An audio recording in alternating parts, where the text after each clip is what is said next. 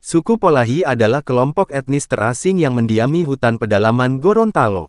Menurut cerita yang beredar di masyarakat, Polahi adalah masyarakat pelarian zaman dahulu yang melakukan eksodus ke hutan karena takut dan tidak mau dijajah oleh Belanda, sehingga menjadikan mereka sebagai suku terasing sampai dengan saat ini. Suku ini mengasingkan diri sekitar abad ke-17 dan kini hidup di pedalaman hutan daerah Boliohuto, Paguyaman, dan Suwawa, Provinsi Gorontalo. Konon, menurut cerita masyarakat setempat, orang Polahi adalah pelarian pada zaman penjajahan Belanda. Dalam bahasa Gorontalo, Polahi berasal dari kata lahi-lahi yang artinya pelarian atau sedang dalam pelarian. Polahi adalah pelarian pada masa penjajahan Belanda yang takut atau tidak mau membayar pajak, yang kemudian tinggal di pedalaman hutan, salah satunya di lereng Gunung Boliohuto di Desa Tamaila Utara, Kecamatan Tolangohula, Kabupaten Gorontalo. Hal ini menjadikan orang Polahi hidup beradaptasi dengan kehidupan rimba. Setelah Indonesia merdeka, sebagian keturunan Polahi masih tetap bertahan tinggal di hutan.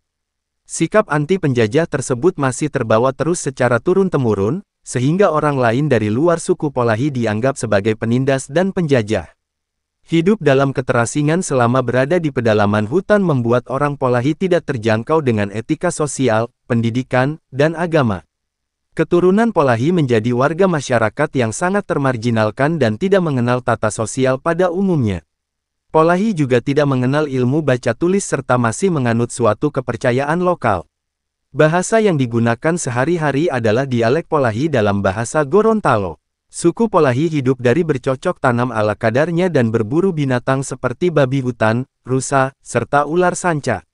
Suku Polahi juga belum mengenal pakaian seperti masyarakat Indonesia pada umumnya, hanya memakai penutup kemaluan dari daun palma dan kulit kayu. Rumah suku Polahi sangat sederhana, tak berdinding, dapur dibuat di tengah, dan juga berfungsi untuk penghangat badan. Suku Polahi juga tidak bersekolah dan menikmati fasilitas kesehatan modern.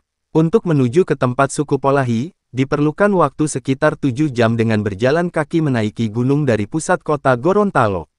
Orang Polahi sangat terbelakang, tak hanya karena keterpencilan dan tak mempunyai pendidikan formal, bahkan dalam kebudayaan suku Polahi tidak mengenal hitung-menghitung dan tidak mengenal nama hari dalam kalender.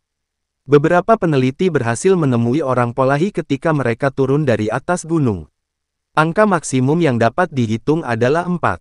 Selebihnya adalah banyak. Sebelumnya, orang Polahi hanya mengenal 2 angka bilangan saja, yakni 1 hingga 4 dan banyak.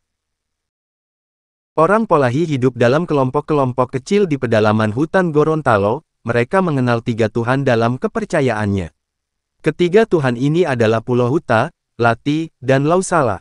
Pulohuta digambarkan sebagai sosok yang hidup serta memiliki kuasa atas tanah. Konsepnya berasal dari nenek moyang.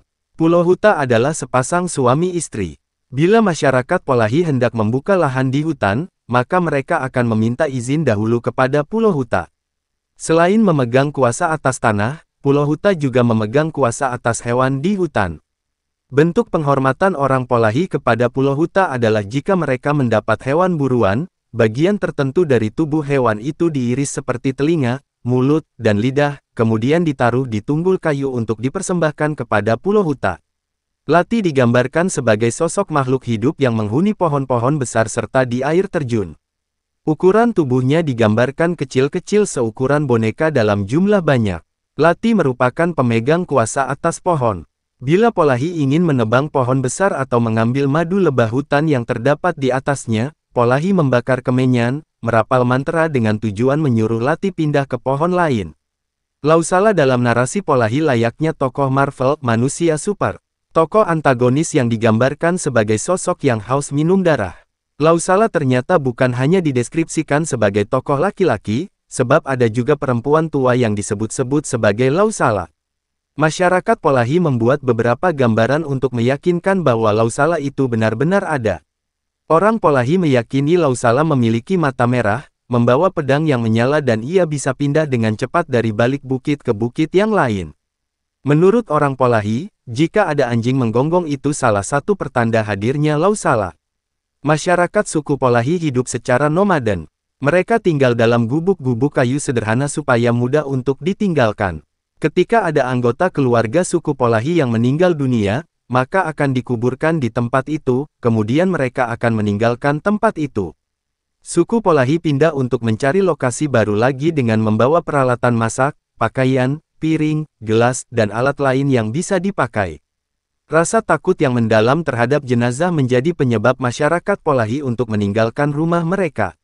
Suku Polahi sering berpindah-pindah tempat, lalu membangun gubuk-gubuk baru. Dengan pola hidup demikian, masyarakat Polahi hanya saling berkomunikasi dengan kelompoknya. Hal tersebut kemudian yang melahirkan tradisi pernikahan sedara atau antar saudara. Kawin dengan saudara kandung sudah menjadi hal yang biasa dalam suku Polahi. Sebagai contoh, sesepuh pada salah satu kelompok Polahi yaitu, kelompok 9, merupakan seorang kakek dengan 3 bersaudara, 2 saudara lain adalah perempuan. Kakek itu mengawini kedua saudara kandungnya ini sekaligus. Istri yang satu tak mempunyai anak, sedangkan satu lagi mempunyai 6 anak, 2 laki-laki dan 4 perempuan. Kemudian anaknya mengawini anaknya lagi, sehingga anaknya juga menjadi menantunya. Meski hidup mengasingkan diri dan memiliki tradisi berbeda dengan masyarakat pada umumnya, masyarakat Polahi terbilang terbuka dengan masyarakat di luar lingkupnya. Masyarakat suku Polahi memiliki kebiasaan unik, di antaranya masyarakat Polahi yang hanya makan 1 kali dalam sehari. Orang Polahi hanya makan sekali yaitu pada waktu sore hari saat pukul 5 sore saat menjelang salat maghrib dalam kepercayaan umat muslim. Mereka mengonsumsi umbi-umbian yang mereka tanam sendiri dan tidak terbiasa mengonsumsi nasi seperti masyarakat umumnya. Mereka hanya bercocok tanam dengan menanam umbi-umbian, pepaya, dan pisang. Terima kasih sudah menonton video ini, jangan lupa like, subscribe. Sampai jumpa di video kami selanjutnya.